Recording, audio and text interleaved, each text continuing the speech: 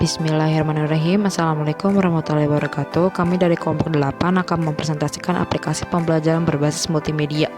Pengertian multimedia. Multimedia berasal dari kata multi dan media.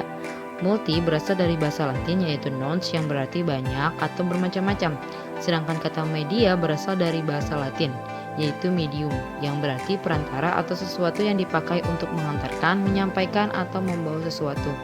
Kata medium dalam American Heritage Electronic Dictionary 1991 diartikan sebagai alat untuk mendistribusikan dan mempresentasikan informasi. Multimedia merupakan perpaduan antara berbagai media seperti format file yang berupa teks, gambar seperti vektor atau bitmap, grafik, sound, animasi, video, interaksi, dan lain-lain yang telah dikemas menjadi file digital seperti komputerisasi.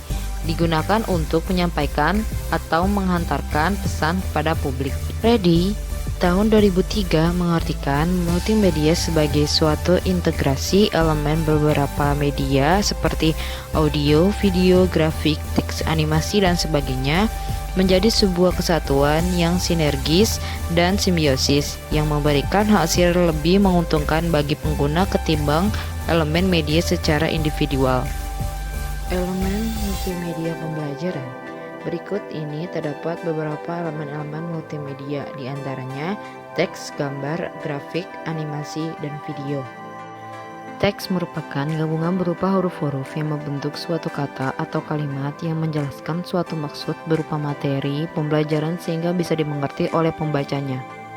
Grafik, Sadiman 1990 menyatakan grafik adalah gambar sederhana yang memakai titik-titik, simbol-simbol, verbal, garis, dan gambar yang memiliki fungsi untuk menggambarkan data kuantitatif secara teliti, serta menerangkan perkembangan atau perbandingan sebuah objek atau peristiwa yang saling berhubungan secara singkat.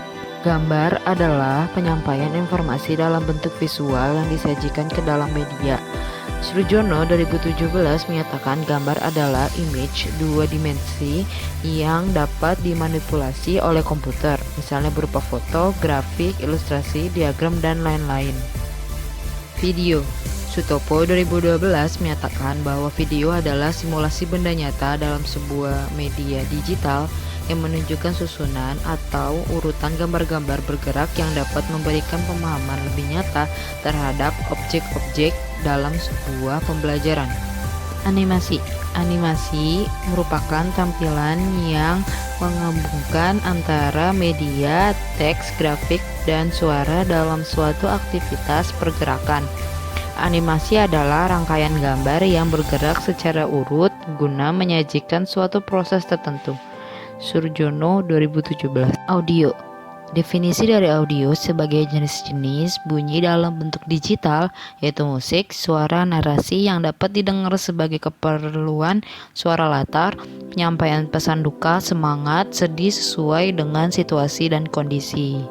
Fungsi multimedia pembelajaran. Menurut Levy dan Lenz, fungsi media khususnya media visual ada 4, yaitu fungsi atensi, siswa lebih fokus kepada apa yang ia pelajari. Fungsi afektif dapat diamati dari tingkat kenikmatan siswa. Fungsi kognitif mempercepat pencapaian tujuan pembelajaran untuk memahami dan mengingat pesan atau informasi yang terkandung dalam gambar atau lambang visual. Dan fungsi kompensatoris memberikan konteks kepada siswa yang kemampuannya lemah dalam mengorganisasikan dan mengingat kembali informasi dalam teks. Dengan kata lain, bahwa media pembelajaran itu berfungsi untuk mengakomodasi siswa yang lemah dan lambat dalam menerima dan memahami isi pelajaran yang disajikan dalam bentuk teks disampaikan secara verbal. Manfaat penggunaan multimedia dalam pembelajaran. Sarana multimedia ilmu dapat disampaikan secara lebih menarik, sehingga anak didik mudah mengingatnya. Multimedia mampu menjadi sumber pengetahuan. Multimedia mampu menunjukkan dunia sekitar yang kaya dengan ilmu pengetahuan. Dalam pembelajaran agama Islam, pemanfaatan teknologi multimedia dalam pembelajaran pendidikan agama Islam menjadikan proses pembelajaran lebih menarik, lebih interaktif, lebih efektif dalam pemanfaatan waktu pembelajaran. Kualitas pembelajaran dapat meningkatkan, mengatasi verbalisme, dan proses pembelajaran dapat dilakukan di mana dan kapan saja, serta menanamkan sikap kreatif dan inovatif peserta didik dalam mengembangkan potensinya. Mungkin cukup sekian presentasi dari kelompok kami. Wassalamualaikum warahmatullahi wabarakatuh.